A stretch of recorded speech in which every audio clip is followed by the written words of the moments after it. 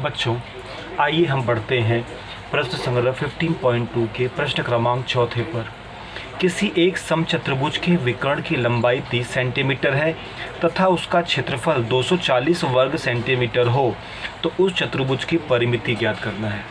बच्चों, समचतुर्भुज की परिमिति के लिए आपको उसकी भुजा ज्ञात करनी होगी, ठीक है। और भुजा ज्ञात करने के लिए आपको सबसे पहले विकर्ण मालूम होना होगा। अब समचतुर्भुज के विकर्ण की लंबाई 30 सेंटीमीटर, मतलब एक ही विकर्ण की लंबाई है और उसका क्षेत्रफल है। तो समचतुर्भुज को हमने नाम दिया, तो माना वह समचतुर्भुज ABCD है। हमने जो माना है उसको हम लिख देते हैं। माना वह समचतुर्भुज ABCD है जिसमें जो एक विकर्ण है बच्चों वो मैं AC ले रहा हूँ, जिसमें विकर्ण AC बराबर है 30 सेंटीमीटर। तो बच्चों, ये जो विकर्ण AC है ये है 30 सेंटीमीटर। अब आपको सबसे पहले चतुर्भुज का क्षेत्रफल मालूम है, तो हम सबसे पहले समचतुर्भुज का क्षेत्रफल का सूत्र लगाकर, पहला विकर्ण तो मालूम है हमको, दूसरा विकर्ण भी मिल जाएगा, ठीक है बच्चों। तो हम सूत्र लगाते हैं। अब समचतुर्भुज ABCD का क्षेत्रफल बराबर, चूँकि आगे आना चाहिए, आगे जगह नहीं, इसलिए मैं थोड़ा सा नीचे लिख रहा हूँ। 1/2 गुणे विकर्णों की लंबाइयों का गुणनफल, बराबर के नीचे बराबर। अब क्षेत्रफल हमको पता है 240, तो क्षेत्रफल को हमने लिख दिया 240, बराबर के नीचे बराबर 1/2। बच्चों, पहला विकर्ण है AC, हम विकर्ण का पहले नाम लिख देते हैं, दूसरा विकर्ण है BD। अब हम मान डालते हैं, हमको 240 तो पता है, 240 को वैसे का वैसे लिखते हैं, 1/2 वैसे ही रहेगा। AC की लंबाई है 30 सेंटीमीटर, क्योंकि AC को हमने पहला विकर्ण माना है, और BD हमको ज्ञात करना है।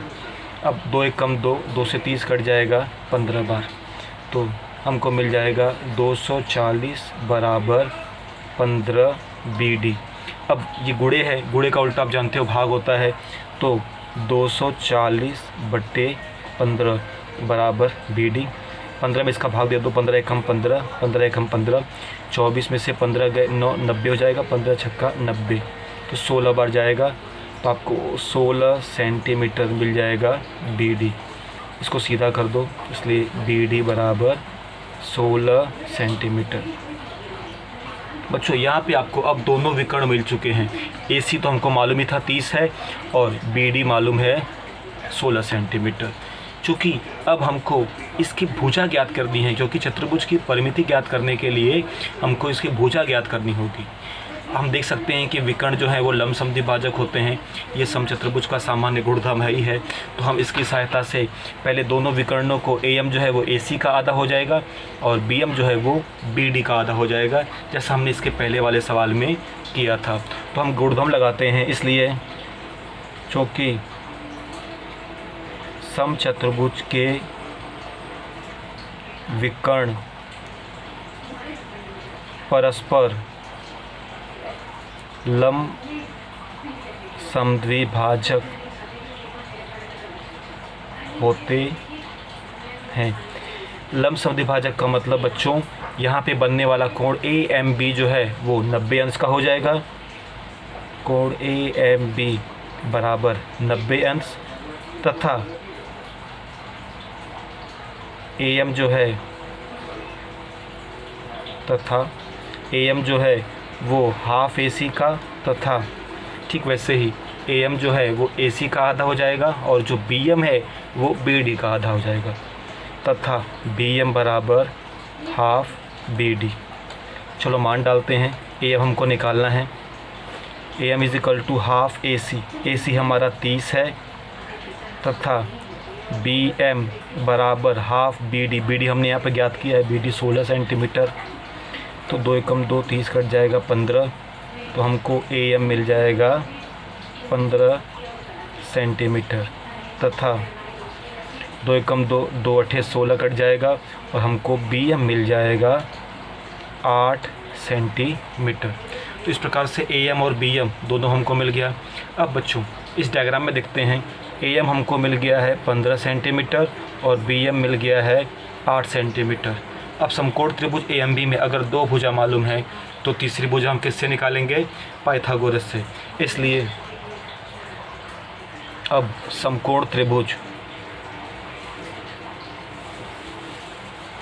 AMB में क्या लगाएंगे हम? पाइथागोरस प्रमेय से। चलिए बच्चों डायग्राम को देखते हैं।